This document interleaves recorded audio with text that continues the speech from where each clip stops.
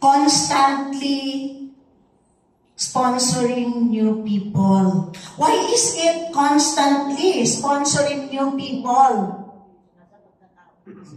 We will not stop by just sponsoring one person. Yes. We will not stop by just sponsoring two persons.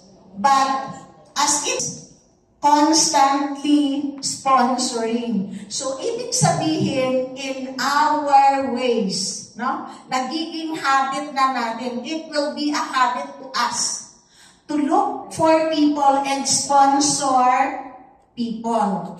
Right? Yes. Yes. In sponsoring people, is it smooth? No. Difficult. Very hard. Sponsoring people. Why? Why very hard? You need to look for the right one. You need to look for Spend the so right much one. to find the right Actually, one. we do not know who are the right one, if Correct. not the right one. But as we go along, remember this, for you not to be disappointed.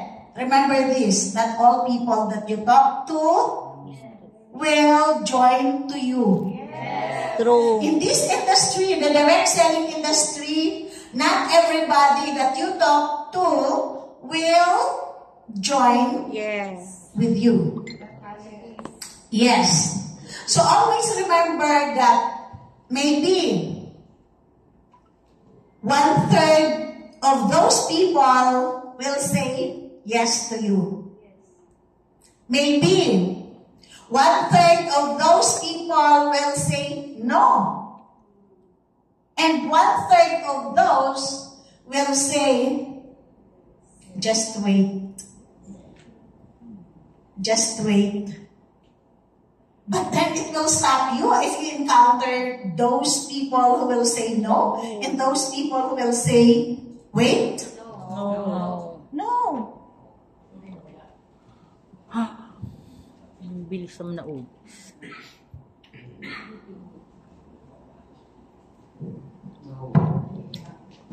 Actually, leaders, we experience that those people who said no to us a year ago, that now come back to us and say, I am interested and I'm going to join. Right? Yes. So no is not a no. But no is a sign that you still have a chance. Because you already talked to that person.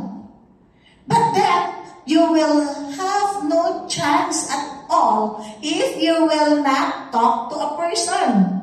Right. It's either yes, no, or wait, but you planted a seed. And one day, those people who are just waiting will come to you and will say, yes, I will join to your organization.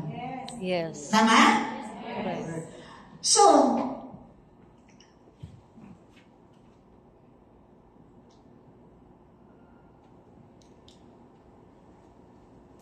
in direct selling, actually, the biggest problem is not the lack of people. Tama ba? Correct. Wala bang tao?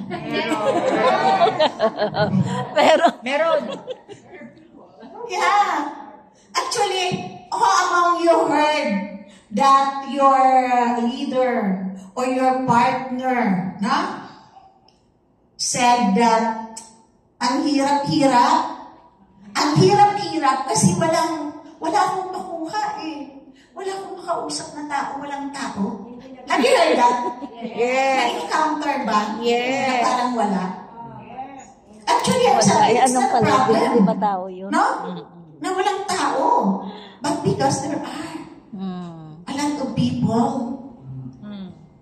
Actually, in my reader, sometimes I will say, if I encounter such answer, my answer is,